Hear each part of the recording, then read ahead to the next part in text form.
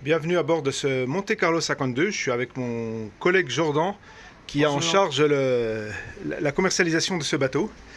Donc on va essayer de vous faire un petit tour, non pas exhaustif, mais au moins avoir une idée du bateau. Donc déjà ce qui est très sympa dans ce bateau, c'est qu'on a une cuisine qui donne directement sur l'extérieur. C'est vrai que souvent c'est le reproche d'avoir des cuisines qui sont trop enterrées au fond du bateau. Donc là on a vraiment la cuisine qui sépare en fait le carré antérieur et le cockpit.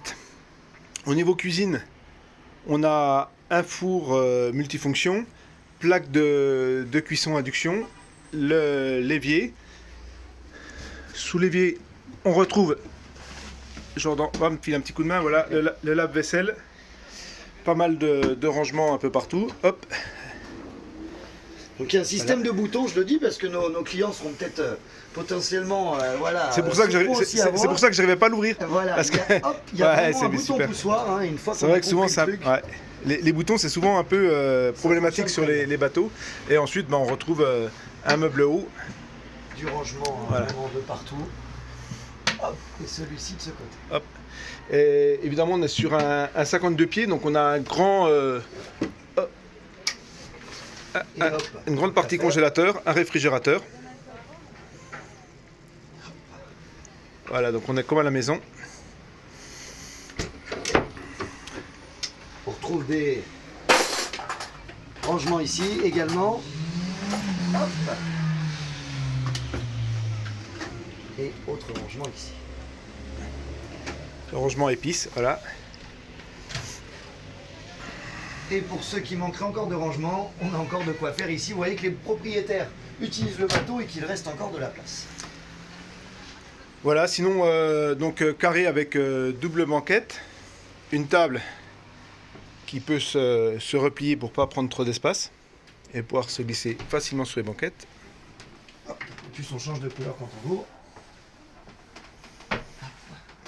Donc toutes les selleries intérieures et extérieures sont en super bêta. Hein, là on a le bateau qui est dans une tenue d'hiver, hein, mais malgré tout on voit que tout est très bien maintenu. Alors Jordan, parle-nous de ce bateau, de quelle année il est? Alors c'est un bateau qui est 2020, hein, c'est une première main, les propriétaires donc ont ce bateau depuis toujours. Il est motorisé donc en IPS 600, hein, qui a moins de 500 heures actuellement. Tous les entretiens ont été faits par une société spécialisée qui suit le bateau, puisque le bateau voilà, est vraiment, je le dis, il est en gestion-location, alors il fait une trentaine de jours de Alors c'est location. ce qu'on disait l'autre jour, c'est que en fait c'est très bien parce que du coup ça donne un bateau qui tourne régulièrement. Parce que le gros souci des bateaux, et nous on le voit bien dans notre métier, c'est souvent que les bateaux ne fonctionnent pas assez, ne tournent pas assez, et les problèmes ils arrivent là. Donc quand on a un bateau qui tourne, ce qu'on disait aussi, c'est que le bateau, il est en gestion-location, mais il est loué uniquement à la journée avec skipper. Exactement, uniquement à journée, donc personne n'a jamais dormi dans les cabines, mis à part les propriétaires, c'est un point important. Hein, donc, mais c'est vrai que voilà, c'est un bateau qui est maintenu, et comme je dis toujours, quand il y a une saison de location qui est en cours, les bateaux sont surentretenus, puisque le bateau n'a pas le droit d'avoir de problème en plein milieu de la saison. Hein, Donc en réalité, c'est plutôt un point positif. Enfin, nous, c'est comme ça qu'on le perçoit. C'est vrai que certaines personnes disent ah ben non, nous, moi, je veux pas un bateau qui a été loué, mais en réalité, non, un bateau qui a été loué, il y a loué et loué. S'il est effectivement mis à disposition à n'importe qui pour sortir, etc. Là, c'est uniquement un skipper pro qui le manœuvre et qui le suit et qui fait attention tout au long de la journée de location. Ce qui fait que, bah, au final, votre bateau, il est mieux que si c'était vous-même qui le manœuvriez. Au niveau du poste de pilotage, on est en copie de glace avec un grand Garmin. Alors la taille, je pense que ça doit être 17 pouces. Voilà, cartographie. On a également, je ne saurais pas trop vous le faire fonctionner, mais on a également, on a combiné carte, sondeur, radar. Et tout à l'heure, j'ai vu, on a la vidéo extérieure pour la partie arrière quand on est en manœuvre. Flaps automatiques, propulseur d'étrave, bon, les commandes Volvo. Et puis on retrouve aussi le joystick, bien sûr, et puis la commande, parce que c'est un hybride touch, ça fonctionne évidemment en touchscreen, mais également avec une commande ici qui permet aussi de faire fonctionner le pilote. Voilà, alors, Jordan, tu nous fais visiter, on commence par quoi? Par la master, par les cabines invitées? allez, on va commencer par l'avant du coup, on gardera le meilleur pour la fin. Donc notez que toutes les boiseries sont de bonne qualité, puis plutôt en bel état. Hein, voilà, le bateau est bien maintenu puisqu'il n'est pas vieux, mais il a déjà 4 ans. Hein. Donc, première cabine, allez, on va faire la latérale. Première cabine invitée, double, avec 2 lits simples séparés. Hein. Donc, ça peut être intéressant si vous avez des enfants à bord. Ou, voilà. Alors, on a toutes les cabines, le gros point fort du Monte Carlo, hein, c'est la luminosité avec toutes les cabines qui ont vraiment des espaces lumière et puis des hublots, des très très grands hublots latéraux. Donc, ça, c'est hyper agréable. Et puis, une très belle penderie qui est éclairée. Donc, ça, c'est tout aussi agréable. À l'avant maintenant, dans la pointe, on retrouve, je dirais, la plus belle cabine pour les invités, hein, puisqu'on a un lit double central avec rangement de chaque côté. Hein. Donc des grands rangements, des penderies hein, de chaque côté. Et encore une fois, de belles ouvertures latérales et au-dessus. Donc c'est vraiment une cabine dans laquelle on respire. Puis le jeu d'éclairage qui est plutôt agréable.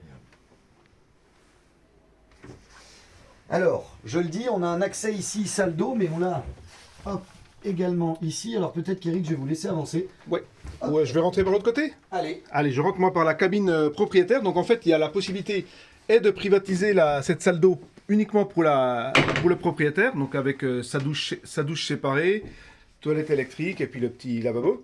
Et sinon, on a l'autre ouverture par laquelle Jordan est passé qui permet d'avoir en fait une double ouverture pour donner l'accès soit à la cabine invitée, soit à la cabine VIP avant. Voilà. Donc une très belle cabine de douche fermée, toilette électrique forcément, une vasque, c'est plutôt agréable et ça a bien vieilli. Hein, donc on voit que tout est clean. Ouais, tout est propre sur ce bateau. Hein. Voilà, là c'est...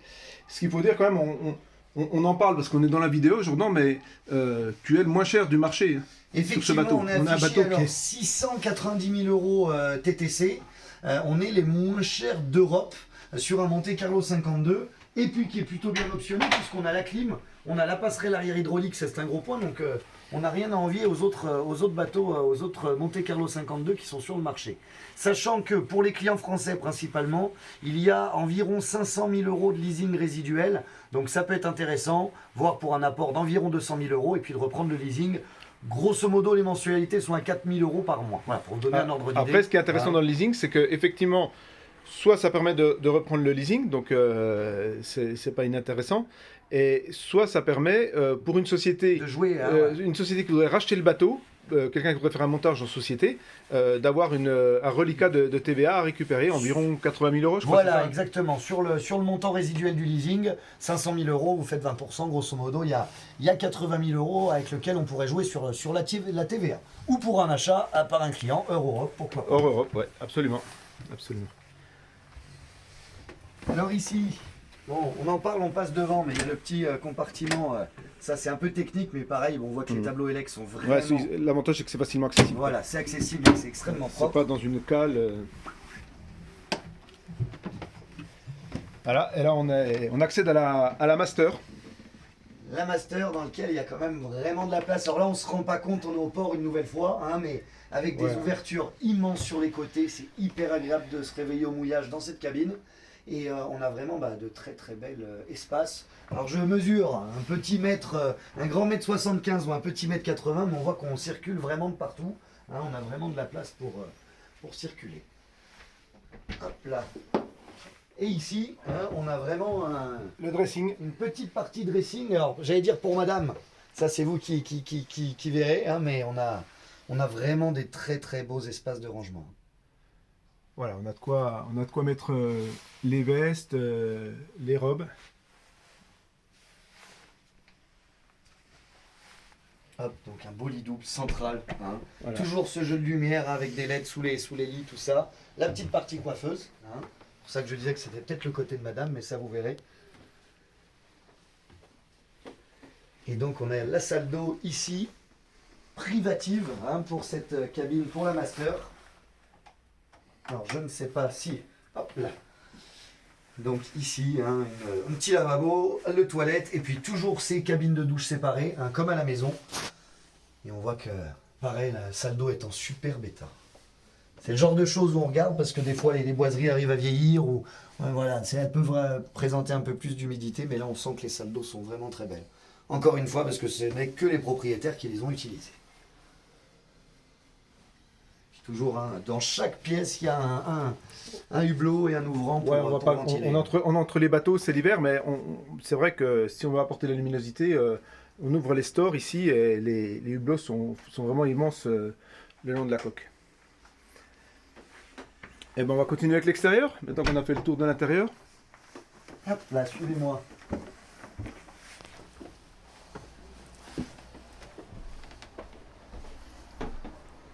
C'est vrai que c'est un bateau qui est bien distribué. C'est un 52 pieds quand même, mais on se sent très à l'aise à bord.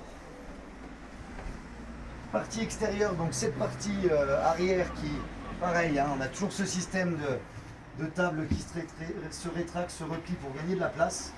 Donc Et là, puis on ça va permet mettre aussi la- d'accéder à la cale moteur aussi. Et tout à fait. Alors, on l'ouvre ou pas? Allez, on Tant l'ouvre. qu'on y est. Allez.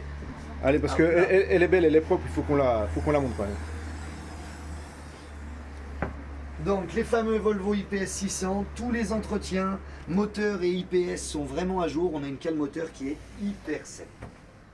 Avec mise en route du bateau tous les 15 jours hein, par le professionnel. Donc c'est un bateau qui est vraiment suivi. Hein.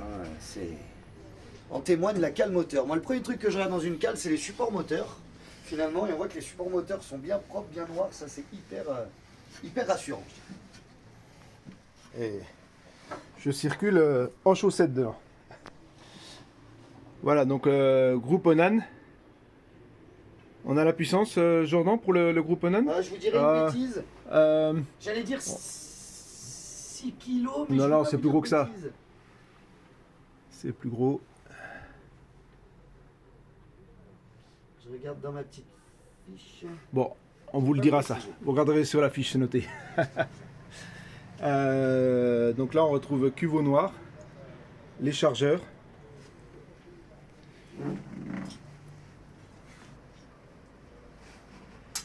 La partie clim. Les extincteurs. Extracteur de la cale. Voilà, donc tout ça, c'est vraiment... c'est comme neuf. Hein. C'est pas compliqué, hein, c'est comme neuf.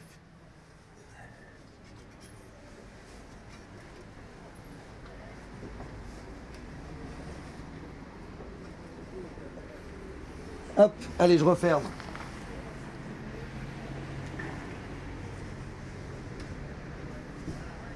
Donc derrière, le point important du bateau quand même, la très belle option, c'est la plateforme arrière hydraulique. Donc ça vous permet plusieurs choses, que ce soit pour une annexe ou pour un jet ski par exemple, d'immerger la plateforme et sans effort de remonter une fois que le jouet ou l'annexe est dessus, mais également pour ceux qui peuvent avoir du mal pour se sortir de l'eau, se lisser sur la plateforme arrière, c'est très intéressant de les mettre à fleur d'eau ou un peu plus bas et ça aidera les plus jeunes ou les plus anciens à pouvoir remonter. Et après, c'est également aussi utilisé au mouillage, des fois pour stabiliser le bateau aussi. Tout à fait. Hein, C'est pas trop prévu pour, mais ça fonctionne pas trop mal. Voilà. On peut jouer un petit peu sur la longueur du bateau. Donc sur cette partie-là aussi, la plage arrière, ce qui est sympa, c'est qu'on a ici la cabine marin. C'est qu'on a un grand coffre d'accès par l'arrière, hein, on va voir avec le vitrage. Qui peut nous permettre effectivement soit être utilisé en cabine marin, soit pour une utilisation rangement. Et ce qui est très sympa, c'est qu'en fait, il y a une belle ouverture à l'arrière et ça s'ouvre là. Donc on peut rentrer les équipements depuis la plage arrière, mais aussi un marin peut avoir une très belle ventilation au niveau de sa cabine. Voilà, les rangements pour les pare-battages, du stockage ici.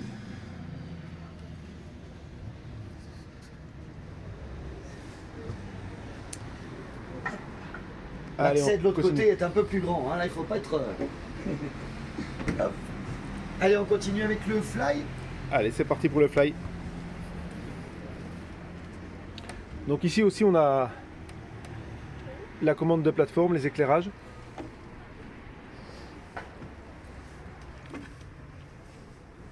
Donc encore une fois, le bateau est dans sa tenue d'hiver, hein. Donc fort heureusement que toutes les selleries sont stockées, rentrées au sec, hein, voilà. Mais on a quand même une bonne idée de l'espace du fly qui est absolument immense, assez basique. Moi j'aime bien parce qu'on a vraiment un passage central, hein, on a, voilà, et puis de chaque côté des lieux de vie, je dirais. Alors le gros point fort à l'arrière, hein, On a un petit point d'eau et donc un point chaud, hein, si on veut cuisiner, et également un point froid au fly. Hein, donc ça vous évitera de descendre à chaque fois pour ouvrir une nouvelle bouteille éventuellement. Hop. Alors je ne vais pas me permettre de découvrir le poste de pilotage, ça je l'ai en photo, si vous voulez plus de détails n'hésitez pas. Hein, mais le poste est toujours protégé, donc il est très très propre. On voit que le bimini il a été démonté, il y a une sacrée armature de bimini, tout a été démonté, donc sellerie, un toile pour stockage au mieux, et puis tout sera remis pour la saison prochaine.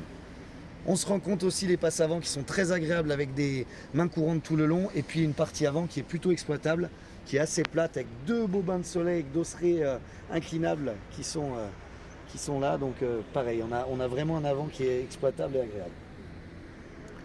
Voilà, bah écoutez, je pense qu'on a fait le tour de ce Monte Carlo 52.